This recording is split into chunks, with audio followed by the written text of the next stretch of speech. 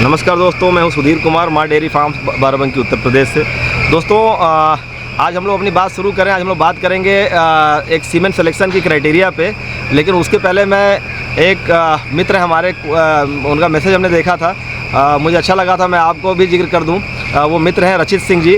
उन्होंने एक मैसेज किया था मुझे, उसमें उन्होंने लिखा था कि सर आप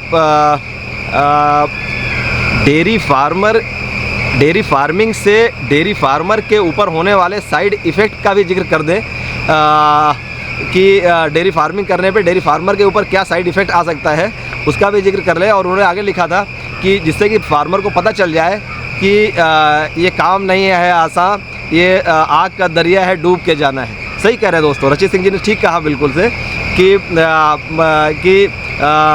देखिए दोस्तों, क्या है ना कि मैं जब जिक्र करता हूँ, उन्होंने, मैं समझ रहा हूँ मजाक में लिखा हुआ है, लेकिन बिल्कुल ठीक बात है। डेयरी फार्मिंग आज के डेट में जिस तरह आपकी महंगाई आ रही है, कठिन से कठिन होती जा रही है, हमारे खर्चे बढ़ते जा रहे हैं। और जब मैं बात भी करता हूँ दोस्तों, तो देखिए कई मित्र हमसे नए जो होते हैं, जैसे कुछ नौकरी छोड़ के आना चाहते हैं, सब करना चाहते हैं, नौकरी छोड़ के डेयरी करना चाहते हैं, तो मैं कहता हूँ ठीक से प्लान करके आइए। रास्ता सच में इतना आसान नहीं है। और आपके पास जैसे मान लें कोई ऐसा मित्र है जो अभी कुछ नहीं कर रहा है, डेयरी करना चाहता है, तो मैं बताता हूँ ये टफ़ है, सोच समझ के आवें।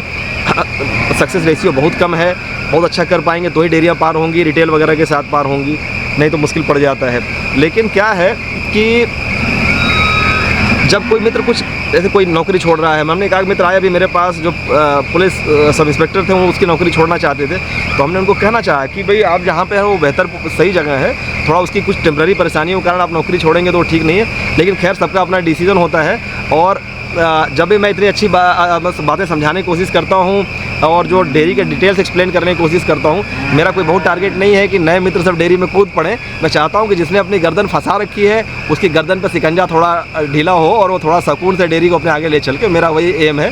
तो खैर रचित सिंह जी का बात मजाक में रही। हम लोग आगे चलते हैं दोस्तों। आज हम लोग बात करना चाहते थे कि दूध के अलावा दोस्तों, जैसे क्या है, हमने जब डेयरी फार्मिंग की है तो हम चाहते हैं कि हमारा दूध पैदा हो, इसीलिए कि अच्छा दूध पैदा हो, अच्छी गाय पैदा हो, उससे और अच्छा दूध पैदा हो।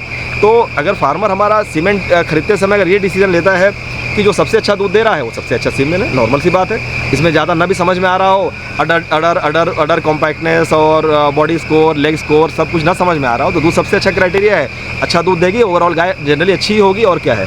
लेकिन दोस्तों ठीक बात है, वो उतना लेमैन की तरह अगर हम समझ रहे हैं तो सारी चीज़ ना समझें, लेकिन एक चीज़ ज़रूर समझ लें दोस्तों। जिस फैक्टर का मैं जिक्र करना चाहता हूँ दोस्तों, वो है सायर काविंग ईज। और सायर काविंग ईज वो फैक्टर है जो आपका ये डिसाइड करता है कि एक पर्टिकुलर बुल जिसका सीमेन हम इस्तेमाल कर रहे हैं, उसके पैदा होने वाले बच्चे कितनी सहूलियत से अपनी मायों से बाहर आ जाएंगे। अगर सायर काविंग ईज टफ होगी तो जनरली बच्चे फंसते हैं दोस्तों, खास करके मेल बच्चे। और पहले क्या होता था, सायर काविंग ईज का स्कोर पे 7, इम्पोर्टेड सीमेंट पे सायर काविंग ईज लिखी होती है, मैं दिखाऊंगा। 7 का जो स्कोर था वो बीच का रास्ता माना जाता था। 7 से आप जैसे जैसे नीचे जाएंगे 6.8, 6.5, 6, तो धीरे धीरे आपकी सायर काविंग ईज आसान होती जाएगी, आपके फेवर में जा रही है।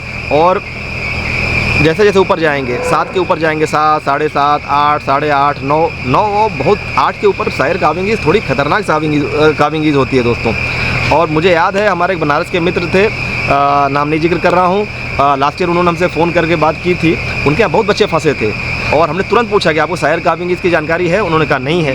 हमने पूछा सीमेंट कौन सा लगाते हैं, तो उन्होंने वर्ल्ड वाइड सायर के किसी का भी कोई भी सीमेंट का जिक्र नहीं करना चाहिए। उससे क्या होता है कि वो सीमेंट बहुत अच्छा होता है, लेकिन किस जगह पे अच्छा होता है, उस सीमेंट को बदनाम करना, मैं नाम लूँगा, उस सीमेंट को नेगेटिव लाइट में देखा जाएगा, वो ठीक नहीं है।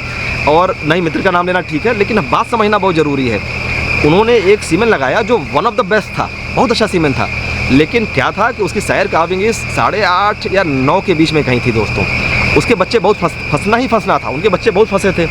तो इसीलिए मैं जिक्र करना चाह रहा हूँ कि आप शुरू में देखिए, ये फैक्टर हमारे लिए इसलिए भी इम्पॉर्टेंट हो जाता है कि हमारे पास जो जेनेटिक्स है वो ट्रांजिशनल स्टेज में है। ट्रांजिशनल स्टेज का मतलब क्या हुआ दोस्तों, कि हमारी गायें छोटी छोटी हैं या एवरेज साइज़ की हैं, उनको धीरे धीरे अच्छा सीमेंट ला के हम उस पार ले आना चाहते हैं अच्छे बच्चों के रूप में।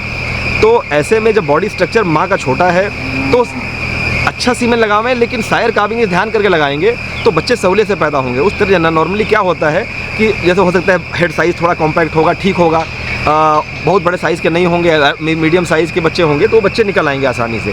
और ऐसा नहीं है कि शायर कार्विंग ईज कम होगा तो दूध कम हो जाएगा। आप दूध अच्छा देख के लीजिए, शायर कार्विंग ईज को भी ध्यान कर लीजिए।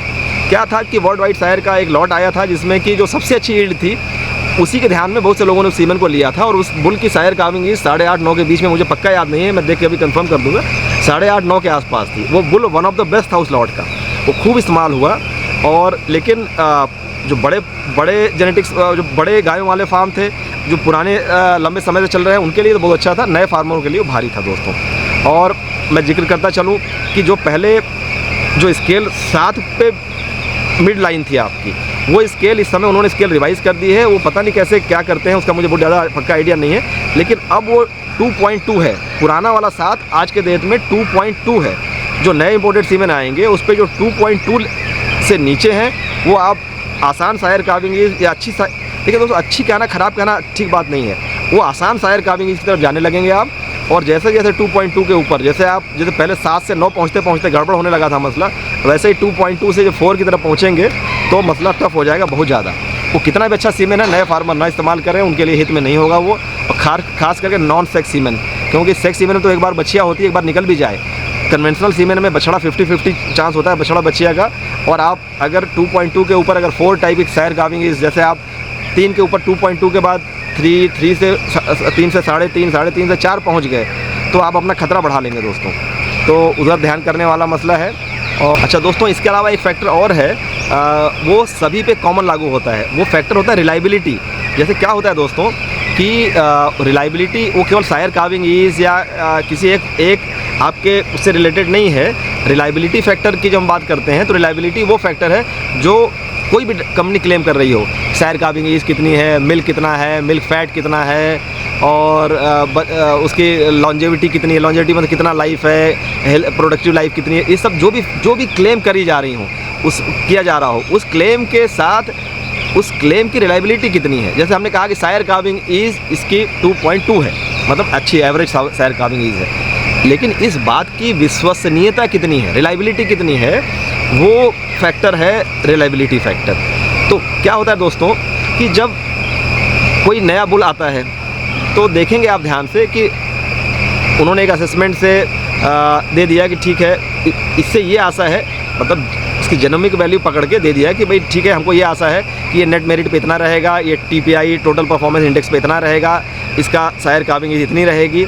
लेकिन क्या होता है दोस्तों, जैसे जैसे उस बुल के बच्चे पैदा होने लगते हैं, जैसे जैसे उस बुल के बच्चे विदेशों में पैदा होने लगते हैं, वो उन बच्चियों के डाटा लाते हैं और बुल के डाटा के साथ ऐड करते जाते हैं हर 3 महीने पे और रिवीजन पे। उसमें क्या होता है कि मान लें उस बुल की 2000 बच्चियाँ हो गई, आगे 5000 हो गई, 10,000 हो गई, तो जो भी उन्होंने क्लेम किया था कि इसकी शायर कार्विंग ईज 2.2 है, और ये फैक्टर रिवाइज होता है दोस्तों, हो सकता है 2.2 से घट के 2 हो जाए या 2.2 से बढ़ के 2.4 हो जाए। तो ये जो चेंज होता है ये उनके बच्चे पैदा होने से होता है। तो क्या होता है, कोई भी चीज़ लिखी हुई है इसकी शायर कार्विंग ईज 2.2 है और रिलायबिलिटी हो सकता है कि कोई बच्चियाँ उसकी ना पैदा हुई हों बच्चे उस बुल की, तो रिलायबिलिटी 70% के आसपास रहेगी उस बात की कहने की, मतलब उसकी जो वो कह रहे हैं उसकी गारंटी लगभग 2/3 ही है। लेकिन जैसे जैसे वो बुल पुराना होता जाता है और अच्छा बुल होता है तो उसको लोग इस्तेमाल करते हैं विदेशों में और उसके बच्चे पैदा होते हैं, तो डाटा वैलिडेट होते चलता है दोस्तों। तो रिलायबिलिटी फैक्टर भी साथ में लिखा होता है। अगर 90% अब 90% से ऊपर रिलायबिलिटी फैक्टर दिख रहा है तो आप मान के चलो उन्होंने कहा कि 2.2 इसका शायर कार्विंग ईज है और रिलायबिलिटी 90% है, 95% है, 97% है, परफेक्ट दोस्तों। जो आप वो कह रहे हैं वो सही खरा उतरेगा।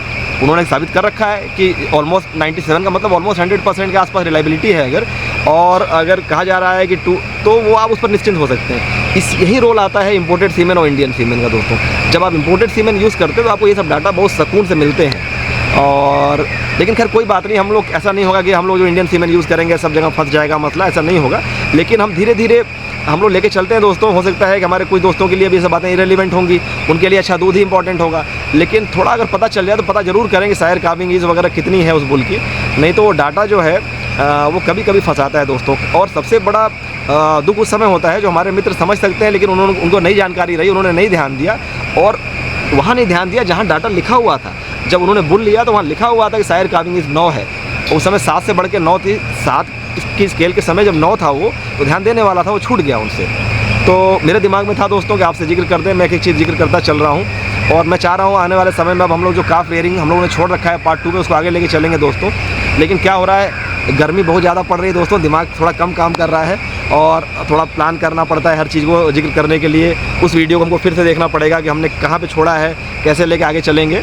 तो थोड़ा मैं संभाल रहा था फार्म, काफ़ी गर्मी में गाय हाँफ रही हैं, तो स्पॉन्टेनियस लगता है कि भाई कुछ आगे बढ़ते रहना चाहिए। आपको कंटेंट देने के लिए हमें कुछ यहाँ बातें सोचनी है, आपके लिए जिक्र करना है। हमारे पास नोटेड है कि हमारे पास जो सवाल आते रहे उसमें क्या आपके लिए ज़्यादा रेलिवेंट का है। मैं बहुत सोच समझ के बात करता हूँ दोस्तों।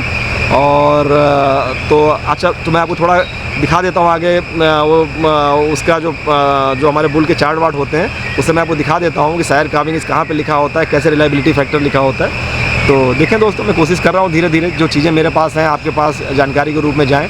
कुछ मित्रों के लिए कम रेलिवेंस की होंगी, कुछ लोगों के लिए बहुत ज़्यादा रेलिवेंस की होंगी। ध्यान करते चला जाए, सीखते समझते चला जाए, आगे बढ़ा जाएगा सब साथ में दोस्तों। आइए देखते हैं। तो देखें दोस्तों, ये है वर्ल्ड वाइड सायर का ब्रेडी बुल है, जिसका सायर डिटेल पेज है ब्रेडी का ये। तो इसमें नीचे देखें ग्रीन से हाईलाइट करने की हमने कोशिश की है। बहुत बड़ा तो शायद नहीं जा रहा है, लेकिन मैं उसको एक्सप्लेन करने की कोशिश करता हूँ। तो वही मैनेजमेंट ट्रेड्स हैं, मैनेजमेंट करने में हमें जो सहूलियत देते हैं, जो ट्रेड्स जिनका ध्यान करना चाहिए, उसी में सबसे ऊपर SCE लिखा हुआ है, सायर कार्विंग ईज और ऑब्लिक रिलायबिलिटी। तो इसकी सायर कार्विंग ईज है 1.6, जो मैं जिक्र कर रहा था कि 2.2 एक स्टैंडर्ड होता है, ये उससे नीचे है 1.6। इस बुल को हम लोगों ने काफ़ी यूज़ किया है।